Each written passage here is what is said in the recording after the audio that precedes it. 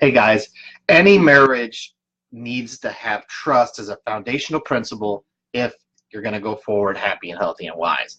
If you don't have trust in your relationship, you're on a sinking ship. And yeah, go ahead and get up, dog, whenever you want. And when things like that happen, when things breach that trust, it's imperative that we repair the damage that was done, and get back to a foundation of trust and respect. And tonight we're going to talk about 3 critical steps that you're going to need in the rebuilding of trust in your relationship with your husband or wife, no matter what you've gone through.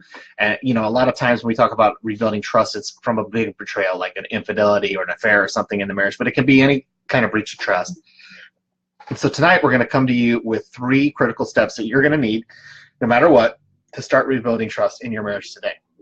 Now, who are we? We're Jeff and Maggie Nile, founders of Wedlock Warriors, and we are here to help you with your marriage. We came from a marriage that was complete disaster, and now we are completely awesome and dynamite.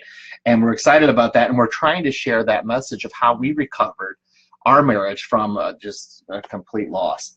And we understand that a lot of people out there are in the situation that we were in many years ago, and they might not know how to get out of that. So we're the people that have already walked across the minefield. We're on the other side. We're telling you where to go and where to step and following our footsteps. That way you can make it across that same minefield and have your marriage intact as well. So without further ado, let's go ahead and talk about the 3 steps you're going to need to have. Really just 3 things. I don't know, we call them steps, but 3 things you're going to need to have in place to start rebuilding trust in your relationship with your husband or wife. So one of the big things, and a lot of times you don't hear people say this, but I'm going to say it because it's really, really important. It was for us, and it really should be for everybody. But the first thing you want to do is eliminate any alcohol. Okay, so if you're a drinker, if your wife's a drinker, your spouse is a drinker, your husband's a drinker, whatever, that needs to stop. Whenever a massive betrayal happens, the emotions are so high. They're so high, especially if it's infidelity. If it's infidelity in your relationship and that kind of betrayal, your emotions are so high and so screwed up, and everything's so wacky and out of shape. And the last thing you're going to need is to put a couple drinks in your mouth and have things loosen up. And you just want to, and just take my word for it, you just want to take that, set it aside, get rid of it from your life for at least the time being. I mean, I'm not saying you can't have a beer later on in life, although I would advise not to. I mean, whatever. But I'm just saying, give up alcohol for the time being. Mm-hmm.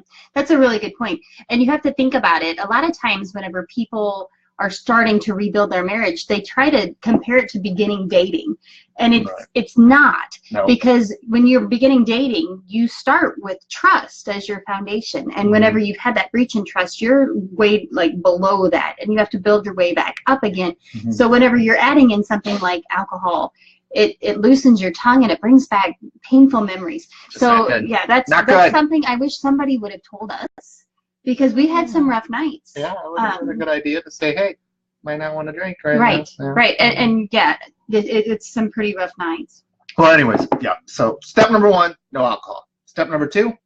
We have talked many times about cleaning your inner circle as more of a maintenance thing, as for couples to be strong in their marriage, you want to be able to have positive people within your circle. Mm-hmm. But when you're rebuilding, you have to pull it in even tighter. Yeah, so that's a really big point. You know, one of the things we did kind of unconsciously coming from where we were is we really, really took a critical look at who we were hanging out with and what was going on.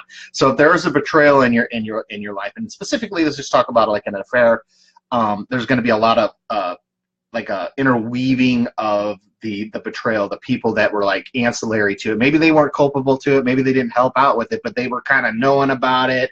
They kept the secret going and all these little things. All those people got to go.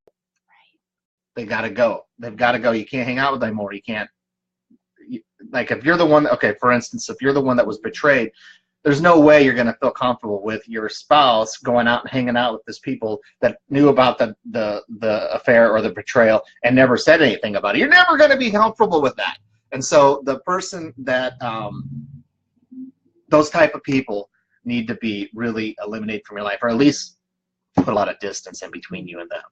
Yeah, guys, we're trying to help you heal the fastest way possible. We're trying to help you get to a powerful, strong marriage as fast as possible. Right. So some of the things we say, you might think, gosh, that's harsh. Yeah, it doesn't have to take 5-10 years. But yeah, I mean, it's funny. I was reading an article from Charisma magazine. I had a friend of mine recommend that to me today, so I got online, and I'm gonna read just a short little section of this because this is another couple that this was really good. Yeah, because relevant. Well, we were sitting there, we were kind of putting together thoughts about tonight's video and stuff like that. And Maggie was like, I just read this today, and so this was pretty cool. So this is from a woman who had an affair on her husband. And she said, I want you to know that even though Ron, that's her husband, forgave me, it does not mean that he forgot what I did. His forgiveness was a gift that I did not deserve or earn. However, I did need to earn his trust. Here are some of the ways I did that. I quit my job. She had an affair with somebody from her job. She quit her job, broke all contact with the other man, and let Ron know where I was, whom I was with, and when I'd be home. Then I notified him of any changes. I also had to control any flirtations and even what he might be perceived as flirtatious behavior, and I slowly earned his trust again. So understand that, you know, I can tell you from our experience, that was something we had to do, which leads us into point 3 anyway. Right. Which is total transparency. Point 3 is you have to be completely transparent with your spouse. That's a big one, yeah. So I can tell you in our beginning of our marriage, we weren't completely transparent. We didn't always know exactly where we were. And you know, kind of in our defense, it was pre-cell phones. So it wasn't always easy to communicate that way. So there's no excuse now. You guys all have a cell phone on you. But you have to be so transparent. And I've heard couples say, they'll never trust me again. What's the point?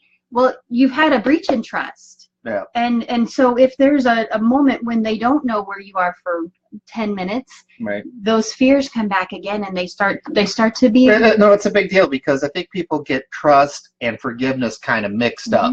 You know, forgiveness is a gift that's given freely. You know, and if you're a Christian, you know, we go to Christ, and Christ is our benchmark as far as how forgiveness works. But trust has to be earned. And back to what you were saying, when you first start dating, you're at this level of trust because you've never given them a reason not to trust you. Right. And then once that breach is made, boy, you got to work to get it back. And there's just, you know, the 3 steps are so critical. One, it's not really a step as far as how to regain trust. It's really about protecting yourself from the crazy that's going on in your life, and that's stop drinking alcohol. Number 2 would be, you know, close the circle. Let's get rid of the people that are really negative influences, and let's put some distance between me and the people that were culpable to the betrayal that was going on. And then 3, total transparency. Where you at? What am I doing? What's going on? Total, complete transparency. And some of you thinking that's a little extreme. Well, yeah, it is. We're trying to save your marriage. And honestly, it's out of respect to each other, too. I have a story that I didn't tell him I was going to share. There you go. I don't know what's going to But go ahead. When we were remarried, and we were starting the rebuild of trust, and we were getting to be in a better place. He had shared with me that he ran into an ex-girlfriend, and they visited just for a minute. It wasn't like they went to lunch or anything, but they visited for a minute, and he shared that he had apologized for being kind of a cruddy guy to her when he was in high school. It wasn't like it was anything recent, because I just wanted you to know that I had that conversation. It wasn't weird or anything. But not too long after that, we received a letter in the mail, and he came to me and he said, I haven't even opened it. I don't know what it is. I was going to throw it away, but I wanted I didn't know you were going to tell him that. I know. I wanted you to know that this is here. And so, you know, part of me, I was like, oh, I've got to see what's in this letter. And I read it, and she obviously thought it was more than just an apology and thought it might have been an open door. But he knew, out of respect for me, I mean, he could have read it in secret out of curiosity, because I'm sure he was curious, and then thrown it away, and I never would have known the difference. Yeah, I don't think I ever got a chance to read that. I don't think I let you. But the point is, he understood that had I found out later that he opened it, read it, and threw it away, or whatever, it would have hurt. It would have hurt me. And he didn't want to take that chance. Even though it was harmless, even though he had not done anything wrong, he knew that it could have hurt me. And that is an example of total transparency that he offered to me. I didn't know you were going to go there. Sorry. Anyways, that's our story. So, guys, hey, listen, hopefully these 3 steps made a lot of sense. Hopefully Maggie's story was kind of cool. And, guys, if you're having trouble in your marriage, if you're at that spot in life where you're just like, I don't know if we're going to make it, pump the brakes.